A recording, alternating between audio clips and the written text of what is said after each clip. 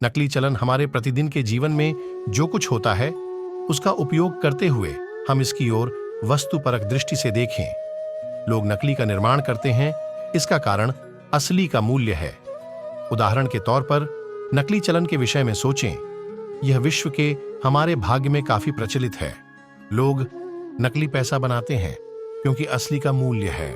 नकली को ऐसे बनाया जाता है कि वह यथासंभव असली ही दिखाई दे, ताकि यह आसानी से पकड़ा न जाए। वस्तुतः जितना अधिक मूल्य होगा उतना अधिक प्रयास नकली को असली के बिल्कुल समान बनाने के लिए किया जाएगा। नकली असली का मूल्य कम नहीं करता, बल्कि वह असली के मूल्य को और बढ़ाता है। नकली चलन है, इसलिए हम सारे असली सिक्कों को फेंक नहीं देते। हम असली को सुरक्षित रखते हैं और हम नकली पर नजर रखते हैं और उनसे बचते हैं। वस्तुतः नकली नोटों का निर्माण करने वाले पकड़े जाते हैं और दंड पाते हैं। उसी तरह हमें परमेश्वर के सच्चे कार्य को, जो अलौकिक का प्रदर्शन करते हैं, केवल इसलिए हटाना नहीं है क्योंकि अंधकार की शक्तियों द्वारा नकली का निर्माण किया जा रहा है। नकली को पहचानने का उत्तम मार्ग है असली में पूर्ण से डूब जाना।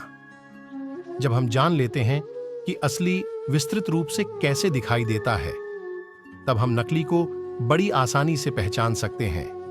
धोखा खाने वाले वे लोग होते हैं जो विस्तृत रूप से नहीं जानते कि असली कैसे दिखाई देता है। संपूर्ण बाइबल में हम देखते हैं कि परमेश्वर के सेवक भविष्यद्वक्ताओं को परमेश्वर की सच्ची सामर्थ्य प्रकट करना पड़ता था। ऐसे वातावरणों में जहां पर दूसरे भी शैतानी शक्तियों की सामर्थ्य से वैसे ही चिन्ह और चमत्कार करते थे। जादुई शक्तियां वैसे ही कार्य कर रही हैं।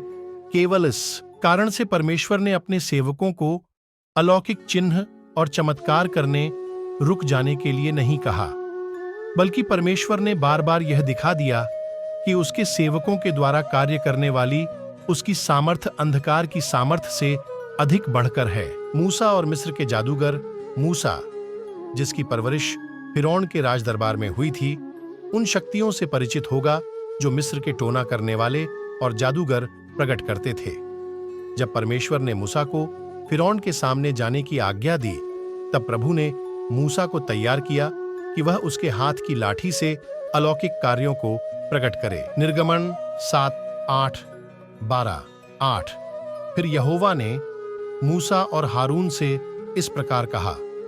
9 कि जब फिरौन तुमसे कहे कि अपने प्रमाण का कोई चमत्कार दिखाओ, तब तू हारून से कहना कि अपनी लाठी को लेकर फिरौन के सामने डाल दे कि वह अजगर बन जाए। 10 तब मूसा और हारून ने फिरौन के पास जाकर यहोवा की आज्ञा के अनुसार किया, और जब हारून ने अपनी लाठी को फिरौन और उसके कर्मचारियों के सामने डाल दिया, तब वह अजगर बन गई।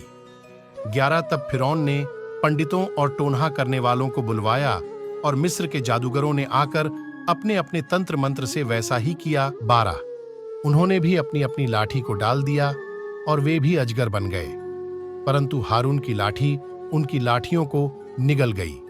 सबसे पहला आश्चर्य कर्म जो मूसा ने किया, उसकी नकल मिस्र के जादूगर उनकी शैतानी शक्तियों की सहायता से कर पाए। जबकि मूसा इस बात के लिए तैयार नहीं था, परंतु परमेश्वर अचंभित नहीं हुआ। परमेश्वर के पास यह दिखाने की योजना पहले ही थी कि मूसा की सामर्थ्य जादूगरों द्वारा कार्यरत सामर्थ्य से श्रेष्ठ थी। मूसा की लाठी ने अन्य लाठियों को निगल के जादूगर अगले 2 आश्चर्य कर्म कर पाए जो मूसा ने किए थे। नदी को लहू में बदल देना, निर्गमन 7:22, और नदी से मेंढकों को निकालकर भूमि को भर देना, निर्गमन 8:7। ध्यान दे, परमेश्वर भयभीत नहीं हुआ कि जादूगर भी वही चमत्कार कर रहे थे। परमेश्वर ने मूसा को उसकी कार्यविधि बदलने के लिए या दूसरा कोई तरीका या तकनीक अपनाने का प्रयास करने के लिए नहीं कहा।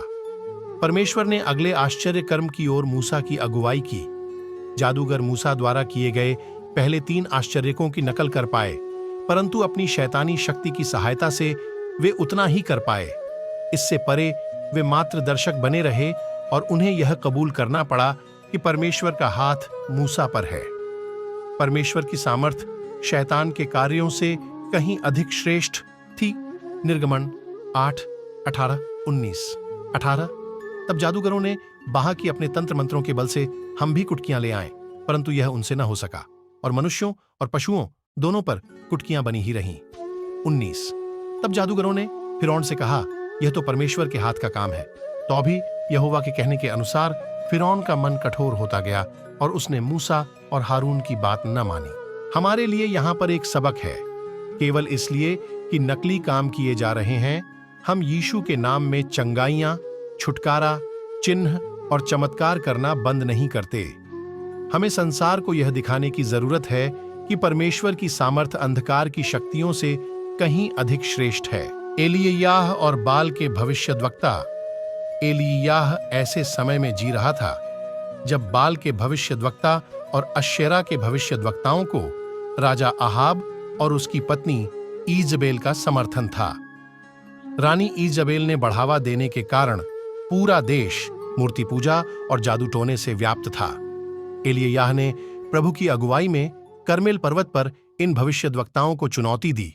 1 राजा 18। दिन ढलने पर एलिय्याह की सादगीपूर्ण प्रार्थना के प्रत्युत्तर स्वरूप स्वर्ग से आग उतर आई और उसने बलिदान और वेदी दोनों को भस्म कर दिया। झूठे भविष्यद्वक्ता ऐसा नहीं कर पाए थे। अब लोगों ने दंडवत किया और अंगीकार किया कि प्रभु ही सचमुच परमेश्वर है। 1 राजा 18:27-29। सैतासीत है, यहोवा मेरी सुन कि ये लोग जान लें कि है यहोवा तू ही परमेश्वर है और तू ही उनका मन लौटा लेता है।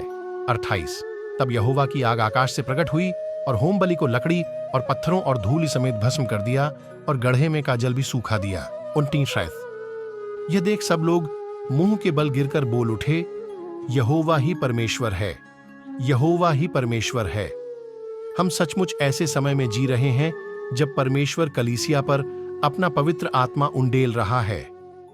यह सच है कि कई झूठे मसीही, झूठे भविष्यद्वक्ता हैं और दुष्टात्माओं की शिक्षाएं देश में प्रचलित हैं। उसी समय यह भी सच है कि परमेश्वर की सामर्थ्य को प्रकट करने की आवश्यकता इस समय पहले से अधिक है। लोगों को यह देखने की जरूरत है कि प्रभु और उसकी महिमा प्रकट हो, ताकि वे निसंदेह रूप से जानें कि जिस प्रभु यीशु मसीह का हम प्रचार करते हैं वह सचमुच परमेश्वर है। पर यीशु की सेवकाई यीशु पर भी झूठा आरोप लगाया जाता था कि वह दुष्टात्माओं के अधिकारी बेल्जबूब की सहायता से अपने कामों को करता है। इससे हमें यह दिखाई देता है कि यीशु के समय के दौरान भी टोना करने वाले, जादूगर और तंत्र मंत्र करने वाले देश में थे